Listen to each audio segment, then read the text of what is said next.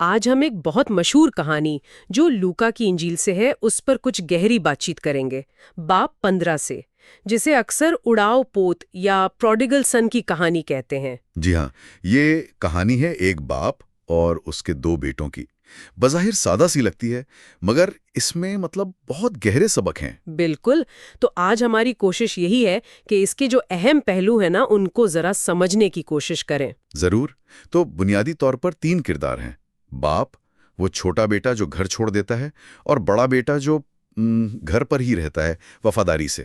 کہانی شروع ہوتی ہے چھوٹے بیٹے سے۔ وہ ایک بہت ہی آپ کہیں چونکا دینے والا مطالبہ کرتا ہے۔ ہاں، وہ اپنے باپ سے کہتا ہے کہ جو میرا حصہ بنتا ہے وراثت میں وہ مجھے ابھی دے دیں۔ اور یہ اس زمانے کے لحاظ سے یہ تو ایسے تھا جیسے وہ کہہ رہا ہو کہ کاش آپ مر جاتے۔ بہت بڑی بے ادبی تھی۔ بالکل، لیکن حیرانی کی بات یہ ہے کہ باپ مان جاتا ہے، وہ حصہ دے دیتا ہے۔ یہی تو پہلا نقطہ ہے نا، باپ کا یہ رد عمل، وہ زبردستی نہیں کرتا، وہ اسے جانے دیتا ہے۔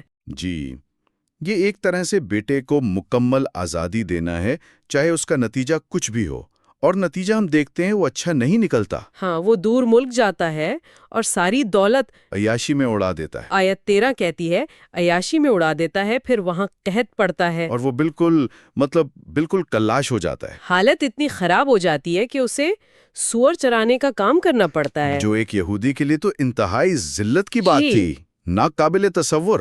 جی، اور بھوک کا یہ عالم تھا کہ وہ چاہتا تھا کہ جو سور کھاتے ہیں وہی کھا لے، لیکن لکھا ہے کسی نے اسے کچھ نہ دیا۔ یہ واقعی پستی کی انتہا ہے۔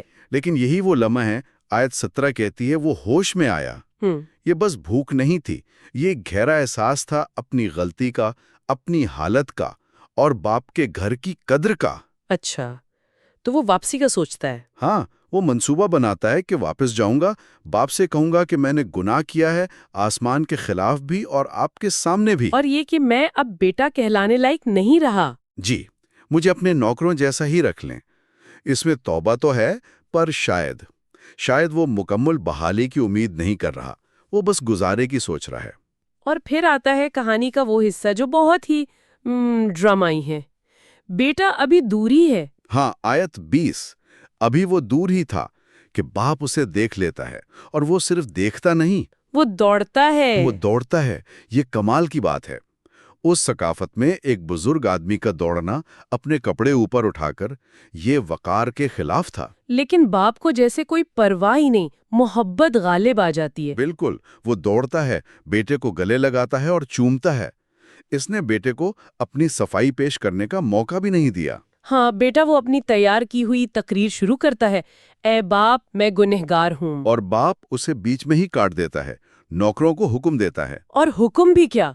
سب سے اچھا جامہ لاؤ، یعنی عزت بحال کرو۔ اس کے ہاتھ میں انگوٹھی پہناؤ، اختیار کی علامت۔ پاؤں میں جوتے پہناؤ، مطلب یہ غلام نہیں، بیٹا ہے۔ اور پھر موٹا بچھڑا لا کر ذبح کرو، یعنی جشن مناؤ، بڑا جشن۔ یہ صرف معافی نہیں، یہ تو مکمل بحالی ہے، جیسے کچھ ہوا ہی نہ ہو۔ بالکل، یہ غیر مشروط محبت اور فضل کا آپ کہہ لیں عملی مظاہرہ ہے۔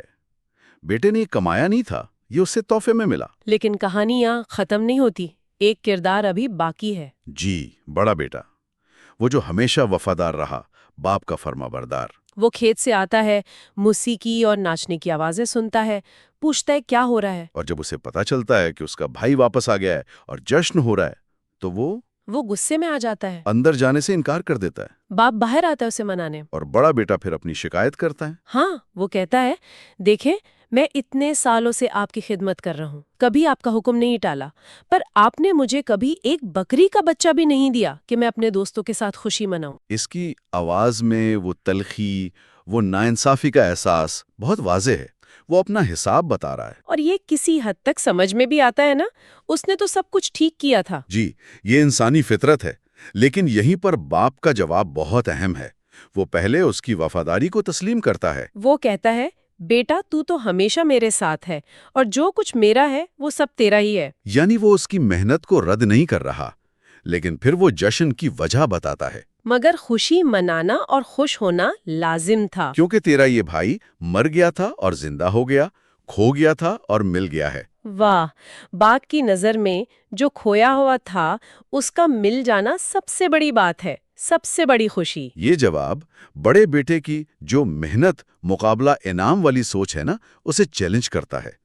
باپ کی منطق حساب کتاب کی نہیں، محبت اور بحالی کی ہے۔ تو اس کہانی سے ہمیں توبہ، معافی، غیر مشروط محبت، یہ سب تو ملتا ہی ہے۔ جی، لیکن ساتھ میں یہ بھی پتہ چلتا ہے کہ حسد، خود راست بازی، یعنی اپنی نیکی پر گھمنڈ کرنا، یہ کیسے ہمیں دوسروں کی خوشی میں شامل ہونے سے روک سکتا ہے۔ اور کہانی کا اختتام بھی بڑا دلچسپ ہے۔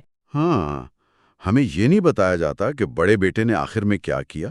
کیا وہ اندر گیا جشن میں شامل ہونے؟ یہ سوال کھلا چھوڑ دیا گیا ہے۔ شاید سننے والوں کے لیے کہ وہ خود سوچیں کہ وہ اس کہانی میں کہاں کھڑے ہیں۔ کیا وہ باپ کی طرح کھوئے ہوں کی واپسی پر خوش ہوتے ہیں، یا بڑے بھائی کی طرح اپنے حساب کتاب اور اپنی نیکیوں میں الجھے رہتے ہیں؟ یہ واقعی غور کرنے کی بات ہے کہ ایسی صورتحال میں ہمارا اپنا رد عمل کیا ہوتا ہے۔